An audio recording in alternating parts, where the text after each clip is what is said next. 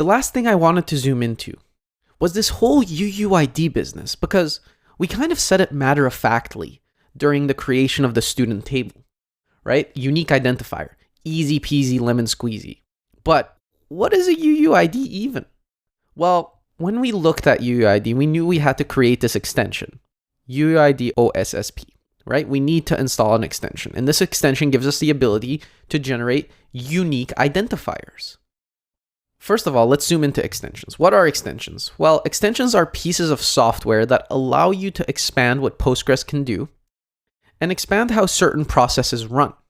It basically expands your ability to do things in Postgres. And so if we look here, we have select from PG available extensions. This will give you the ability to look at all of the available extensions that came with Postgres. And UUID OSSP is one of them. UUID, what is it? Because we've seen that extensions are just those pieces of software that give us the ability to do these things. But what is a UUID? Well, with UUID, this extension in Postgres allows us to generate unique identifiers, and I've said it many times. Unique identifiers for primary keys. What does that unique identifier look like? UUID stands for Universally Unique Identifier. And what it basically does is it generates this random mishmash of stuff that's always going to be unique because it bases it off of multiple factors that are unique to generate something random. And over here, we can see what a UUID would look like. No one knows what exactly this means, but it's unique, and it will continue to be unique because it's generated based off of information that is unique at that moment. So you'll never have a conflict. You'll never have a conflict of an identifier. And so the question becomes like, well, Mo, why am I using this? Like, I see that it's unique and I see that it's useful and I see that, nothing's going to conflict with this, but why can't I just use a number from 1 to 100 and just go 1, 2, 3, 4, 5? Well, that's a good question. That goes into the question of like, why should I use them? What's the purpose? And the purpose is, again, this is another point of contention. Not everyone is a super fan of UUIDs. Everyone agrees that you should use them in some way, shape, or form because they're unique and they help you out in certain scenarios. But a lot of people advocate also for numbers that go from 1 to 100. And so UUIDs have a lot of pros and cons. Some of the pros are that they are unique everywhere. They're easier to shard, and sharding is one of these concepts that we haven't looked at because it's an extremely advanced concept that you use when your database is getting extremely large.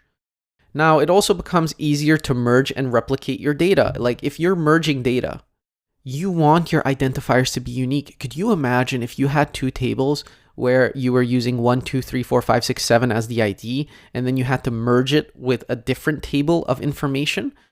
Well, now you have two users that have the ID, the unique ID of one. How are you going to merge that? It becomes extremely complex. So using a UUID, you know that the IDs are going to be unique, that you're not going to clash on an ID.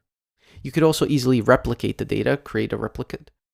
One of the important last pros, and there are many other pros, but one of the most important last pros is that you expose less information about your system. If you expose that a user is 1, 2, 3, 4, or 5, 26 in your system, you're exposing some information about your system that you don't want people to know about.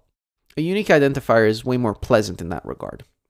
There are also cons to UUIDs. They're larger values to store. As you could see, it was a long string. It can have a performance impact because it stores more data, and it's way more difficult to debug. Like it's hard to go and look at a unique identifier and be like, oh yeah, it's that person or it's over there. Like they're just unreadable pieces of information that are unique.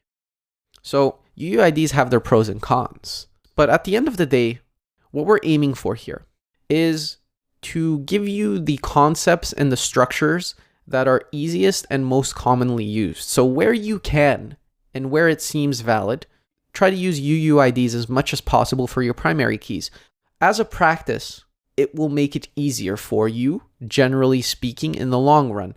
When you get more seasoned and you see more types of data and you see more types of patterns, there may be specific use cases in which these just don't fit.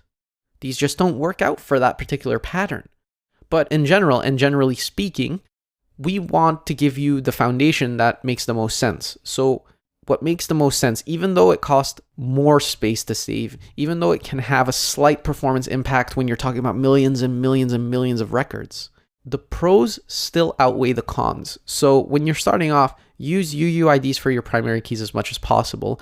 And as you grow throughout your career and you see more and more patterns evolve and you see more and more different types of tables and different structures, there may be cases where you want an auto-incrementing number. You could even store one beside a UUID for easy indexing, for instance. There are many different reasons to use auto-incrementing numbers over UUIDs, but in general, I advocate to stick with UUIDs because they're unique and they're easy, and the pros outweigh the cons mostly.